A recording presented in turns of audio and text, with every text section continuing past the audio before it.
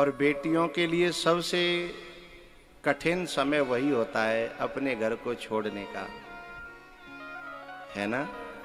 जो छोड़ चुकी हैं वे तो भुक्तभोगी होंगी, और जो छोड़े वारी हैं वे अवैध रोते होंगी, है ना। जो बच्ची जो है ना जाकी शादी पक्की है जाए बैद्यनाथ बा को रोए वो बाजी देख देख के रोना आता है कि जी मेरो घर है, जी मेरो गली है, जी मेरो कमरा है, जी मेरे खिलौना है, ये सब छूट जाएंगे। और मेरे खास चाची चाचा ताऊ ताई ये भैया भाभी सब छूट जाएंगे, है ना। अच्छा, लेकिन कुछ बेटियां ऐसी होती हैं जिनके लिए सचमुच में दिल से रोते हैं घर वाले। कुछ बेटियां ऐसी होती हैं वो दिल से रोते हैं घर वाले, क्योंकि वो सबका दिल जीत लेती है, इसलिए घर वाले दिल से रोते हैं। और कुछ तो ऐसी होती हैं जिनके लिए घर वाले ही नहीं मोहल्ला पूरा रोता है। अरे इतनी अच्छी बेटी थी, सबका काम कर देती थी, सबकी सेवा करती थी, सबसे हंसती थी, बोलती थी, है पूरे घर में उससे रोलचोल, कोई खिलौना बन जाती है ना बच्ची सबका, है कहते भी हैं ये तो हमारा खिलौना है, ये तो हमारा खिलौना है। तो ऐसी बच्ची जब जाती है ना तो पूरा मोहल्ला पूरा गांव रोता है, क्योंकि वो सबका दिल जीत लेती है सेवा कर करके। सीता जी अपनी माँ को समझा रही हैं, माँ मैं जा रही हूँ लेकिन मेरे पिताजी का ख्याल रखना। यदि बच्ची को सबसे ज़्यादा रोना आता है तो अपने पापा के लिए, अपनी माँ की तो वो सहेली बन जाती है, एकदम मित्रता जैसी, अपनी फ्रेंड जैसे माँ फ्रेंड बन जाती है। सब सुख दुख की बातें कर लेती हैं, हर तरह की मन की बात कह लेती हैं।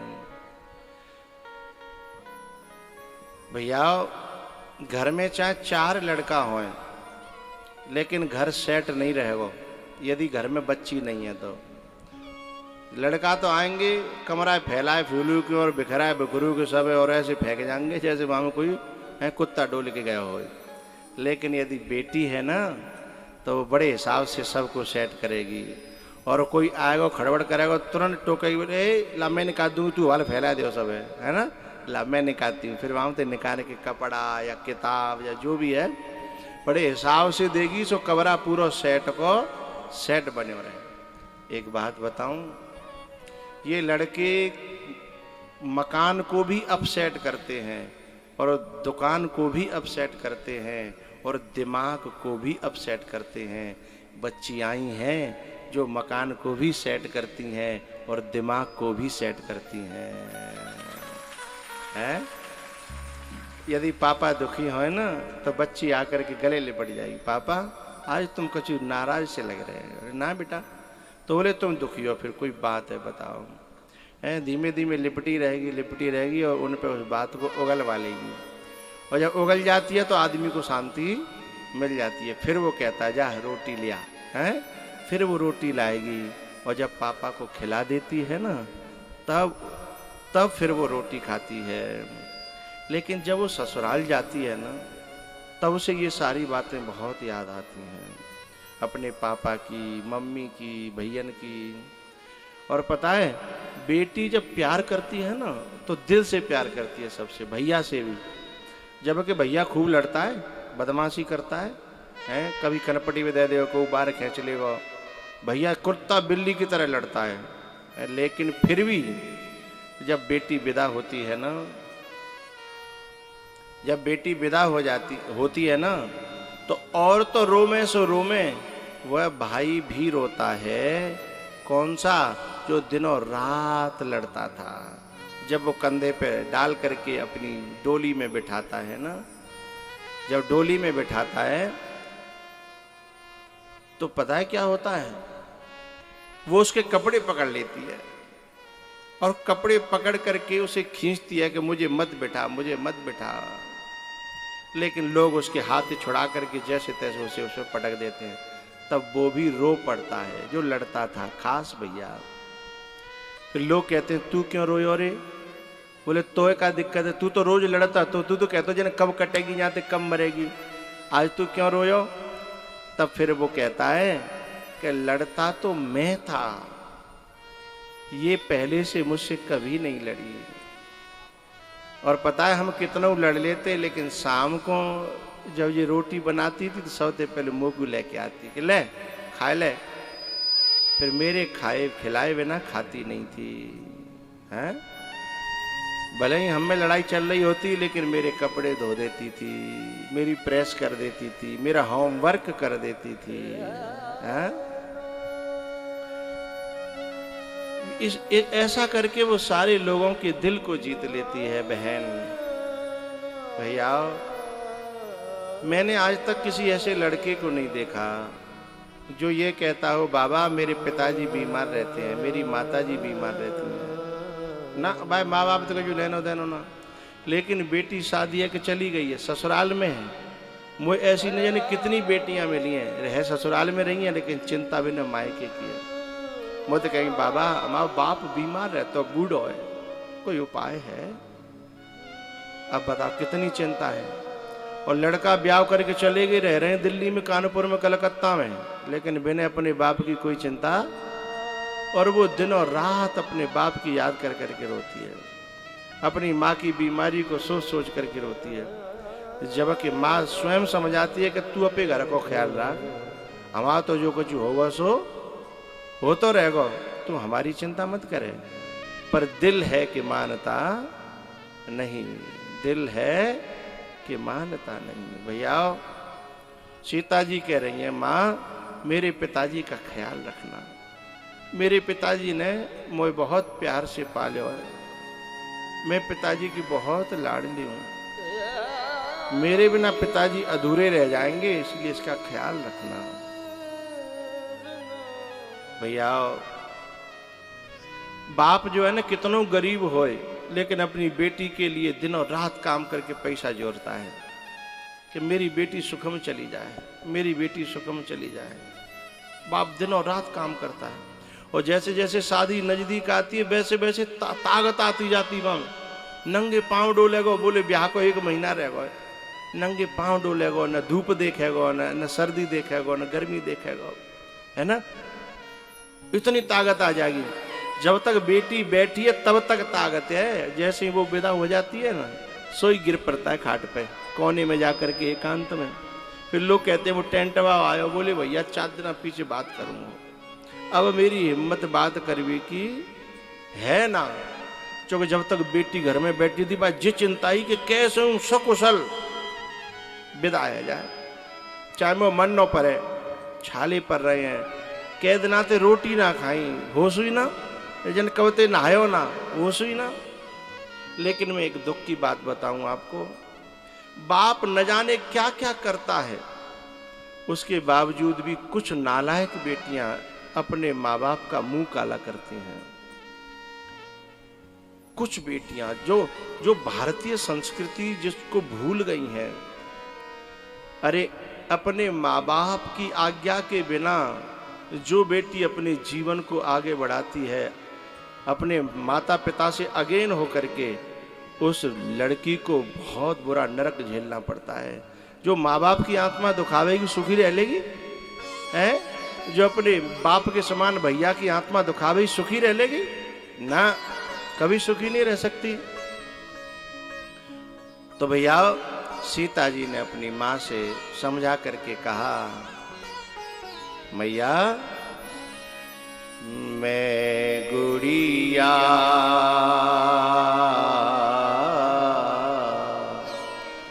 तेरे आंगन की,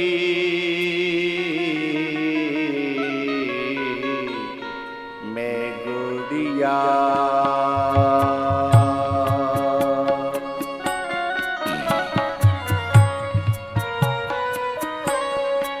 मेरी माँ तेरे बिना लागे ना जियरा।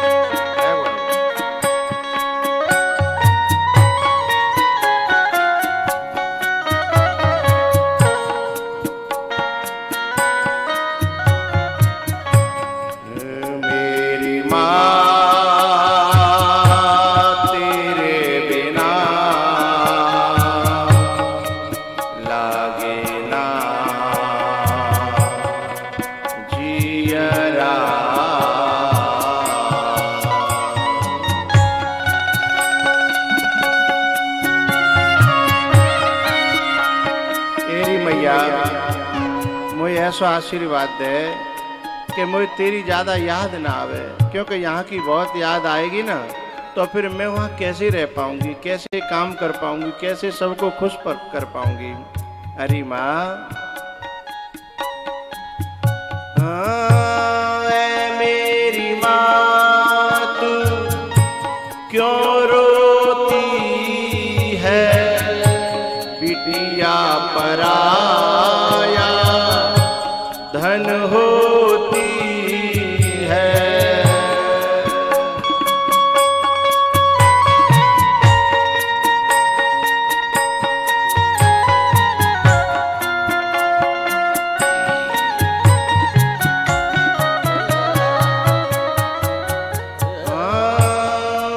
मेरी माँ तू क्यों रोती है, बिटिया पराया धन होती है। याद न आए मैया, याद न आए मैया, याद न आए तेरे लाडन की। मैं गुड़िया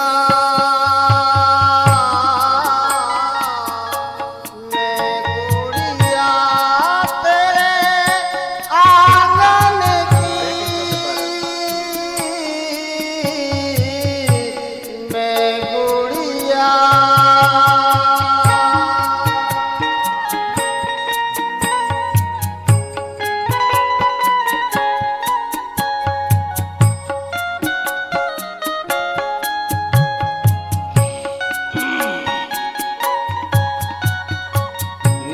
द्रौपदी सी मैं बहन हूँ भैया, लाज रखो मेरी बन के कन्हैया।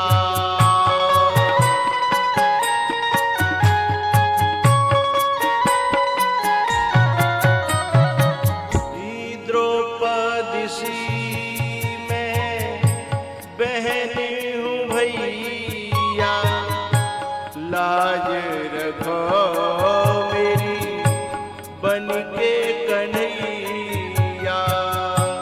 कसम तुम्हें है रक्षा, कसम तुम्हें है रक्षा, कसम तुम्हें है रक्षा बंधन की।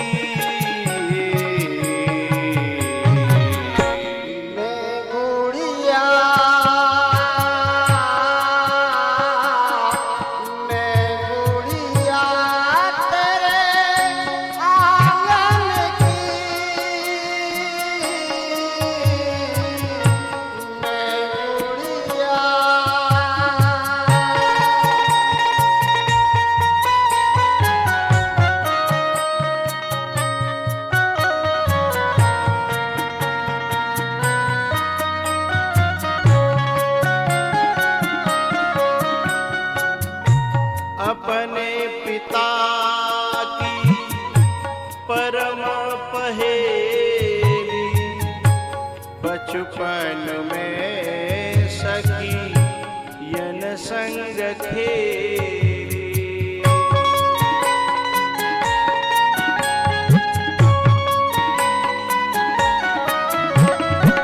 एक बात बताऊं, ये पिता होता है ना, ये बेटी के जन्म लेने से इसका हृदय कोमल होने लगता है, और विदाई के समय बाप जो होता है वो इधर उधर डोलता रहता है कि वो विदाई में नहीं जानो पड़े, नहीं जानो पड़े, क्योंकि मैं विदाई नहीं देख पाऊंगा। क्योंकि उसे बचपन से लेके उस समय तक पूरी यादें आती हैं, ऐसे खेलती थी, ऐसे बोलती थी, ऐसे मेरे गले से लटक जाती थी।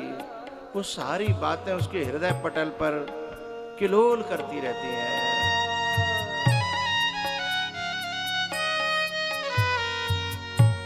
अपने पिता की परम पहेली, बचपन में सखी यन संग खेली, याद ना सताए मैया, याद ना सताए मैया, याद ना सताए तेरे बागन की।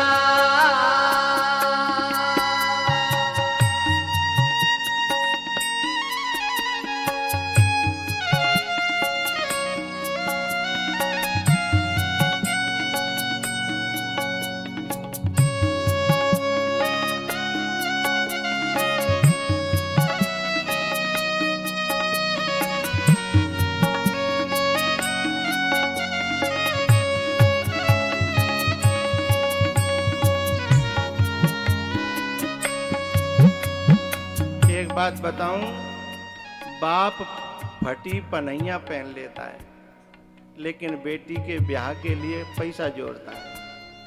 फटी बनियान पहनता है, लेकिन बेटी के शादी के लिए पैसा जोड़ता है।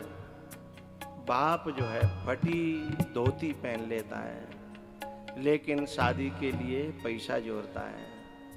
एक बार के लिए खुद घी नहीं खाता, दूध नहीं खाता, लेकिन पैसा जोड़ता है। एक बात कहूं, बाप का ये त्याग, उस समय शादी में सबसे सजी सजाई कौन होती है? बेटी। और सबसे ज्यादा गंदा संदा कौन होता है? बाप होता है। अपने कलेजे के टुकड़े को सुखी देखने के लिए अपनी हर ख्वाहिश को जो त्याग दे, उसी का नाम तो बाप है। और फिर ऐसी बेटी को ससुराल में जाकर के कोई सताए, बाप ने इतना किया, फिर उसकी बेटी को कोई सताए, उस बाप की जब बद्दुआ लगती है ना कि मैंने तो काका करो, एक अच्छो घर ढूंढवे के लिए, एक अच्छो घर पावे के लिए, मैंने काका नहीं करो, मैंने काका त्याग नहीं करो, मैंने कौन सी तपस्या नहीं करी। वाके बावजूद जब कोई बेटी को दुख देता है ना, और बाप को पता चलता है कि मेरी बेटी फिर भी दुखी है, कलेजा फट जाता है। वो कर तो कुछ नहीं सकता, क्योंकि लड़ेगा तो बेटी का घर बिगड़ेगा, लेकिन दिल से बद्दुआ बहुत गहरी निकलती है। और वो जो बद्दुआ है ना, वो उस घर का सुकून खत्म कर देती है। इस बात को समझ के हमेशा ध्यान रखिएगा।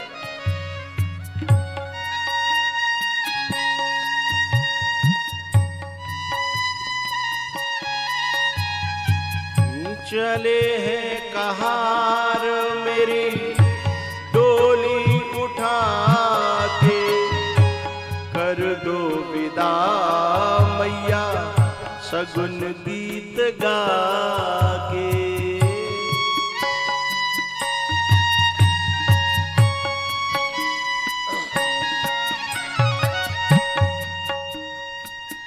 चले हैं कहार मेरी डोली उठा के, कर दो विदा मैया शगुन गीत गा के।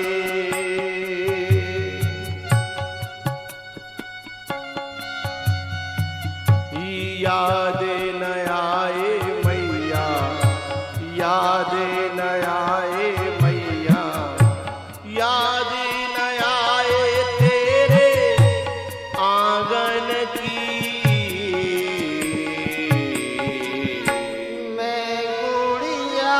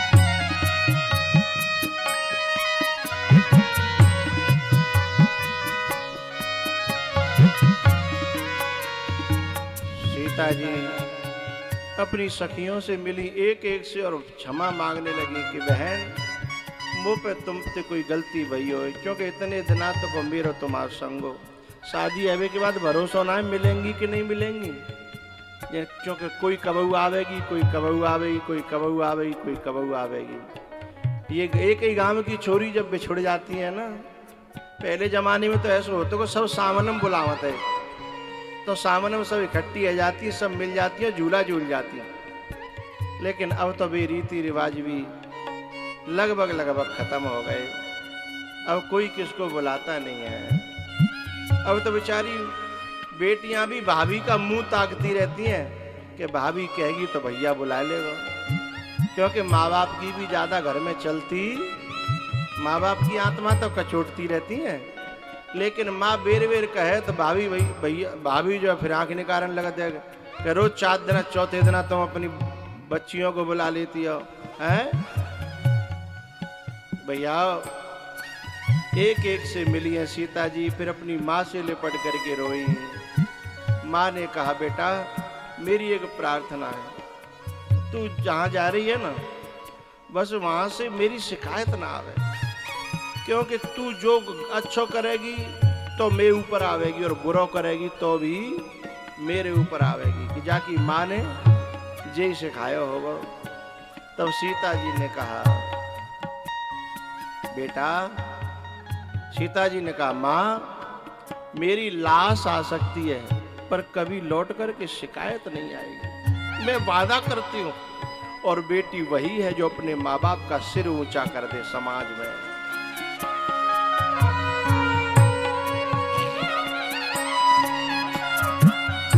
वो बाप सौभाग्यशाली होता है जिसे अपनी बेटी की रखवाली न करनी पड़े, वह बाप सौभाग्यशाली होता है। वह माँ सौभाग्यशाली होती है जिसकी बेटी की कभी ससुराल से शिकायत ना आवे। जब ससुराल वाले जब भी मिले, साल में 6 महीना में 2 साल में, यूं ही कहें आपके बड़े आभारी हैं कि ऐसी लक्ष्मी दी है कि पूरा घर संभाल लो, अब हम निश्चिंत है गए हैं। वह माँ वह बाप सौभाग्यशाली हैं और वो बेटी पूजनीय है, वंदनीय है, आदरणीय है, जो माँ बाप के सम्मान को हमेशा बचाए रखे। एक दिल्ली की बात है, एक बच्ची का पढ़ने का बड़ा मन, लेकिन बाप को डर लगता है जमाने के हिसाब से ज्यादा बाहर भेजना, लेकिन बच्ची पढ़ने में बड़ी योग्य है। उस बच्ची ने जो है मुझसे प्रार्थना करी, गुरुजी मेरी पढ़वे की बड़ी इच्छा है और मैंने कभी नंबर कम लाए हो तो आप बताओ, 96%, 97%, 95%, लेकिन मेरी पढ़ने की इच्छा है, लेकिन मेरे पिताजी को डर लगता है। आप मेरी तरफ से कह दो, मैं आपको सौगंध खा के कहती हूँ कभी बाप का सिर नीचा नहीं होने दूंगी, बाप जहां डालेगा मैं वहां जाऊंगी, पर मेरी पढ़ाई न रोके। तब मैंने उसके बाप को बुलाया और कहा बेटा ऐसी बच्ची पढ़ाने के योग्य है जिसको अपने बाप के मान सम्मान का इतना ख्याल है, इतनी चिंता है। फिर उसके बाप ने अपनी बेटी को पढ़ाया। आज वो बेटी कनाडा में और इतना मान सम्मान को बचाए हुए अपने बाप के कि आज बाप भी गर्व करता है, आज बाप को भी गौरव अनुभव होता है।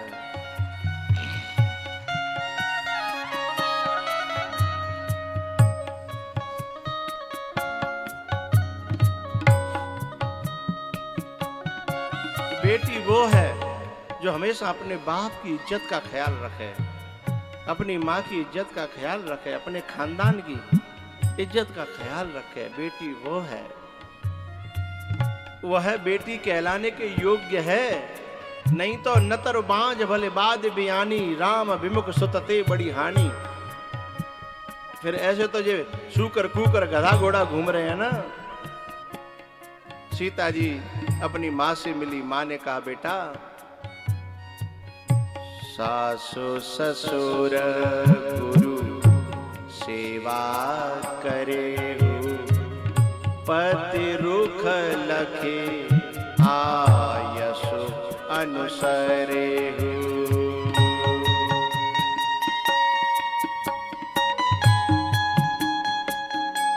बेटा अपने सास और ससुर की माँ बाप समझ करके सेवा करना। बेटा अपने पति की आज्ञा का पालन मत करना। आज्ञा देनी पड़ी तो फिर फायदा क्या हुआ? कोई काम करो और के बाके करो तो फिर कहा करो? पति रुख लखे आयसु अनुसरे।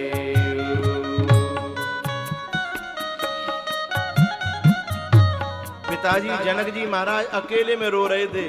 पीछे से गई सीता जी और चुपचाप जाकर के गले से लिपट गईं और फूट करके रो पड़े। विदेहराज जनक बोले, पापा, पिताजी,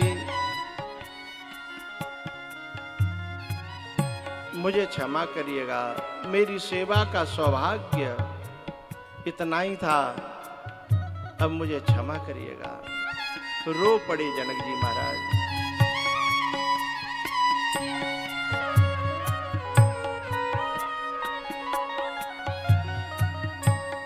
भैया लोगों ने विदा किया, डोली में बिठाया, और जब डोली में बिठाया तो डोली में बैठ करके जब चलने लगी सीता जी, तो जनक जी महाराज संग के संग चलने लगे।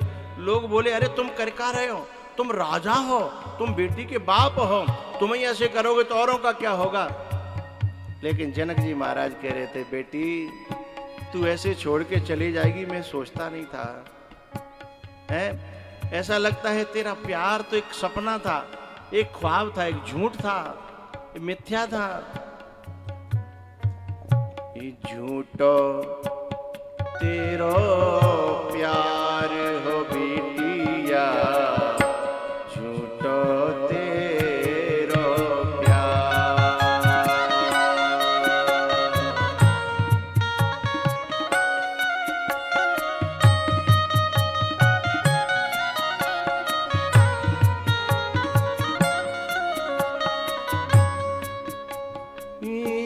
छोड़ अकेला जाती है मुझको, छोड़े अकेला जाती है मुझको, ये कैसा व्यवहार।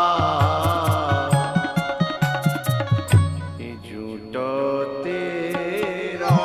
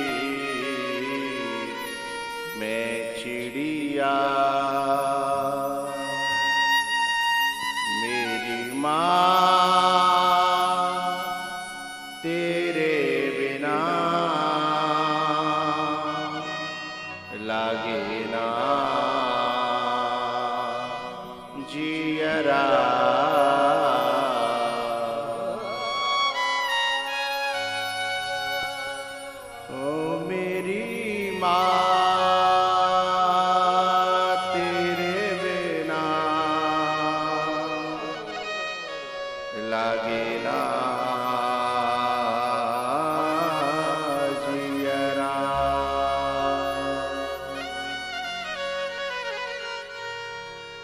सीता जी विदा हुई हैं। जनक जी महाराज जब आकर के अपने आंगन में देखते हैं तो वही आंगन खाने को दौड़ता है। जिनके यहाँ से बेटियां विदा हुई हैं उनको यह अनुभव होगा कि वही आंगन जिसमें कितनी रौलचौल थी, क्योंकि बेटी अपने साथ खुशियां लाती है और अपने संग ही ले जाती है। अपने संग लक्ष्मी लाती है और अपने संग ही ले जाती है। अपने संग रौल चौल लाती है और अपने संग ही वही आंगन, वही घर, वही द्वार, वही सब कुछ जो कल तक रौल चौल दे रहा था, आज वही इतना खाने को दौड़ रहा है, इतना बुरा लग रहा है, क्योंकि वो खुशियां अपने संग ले गई।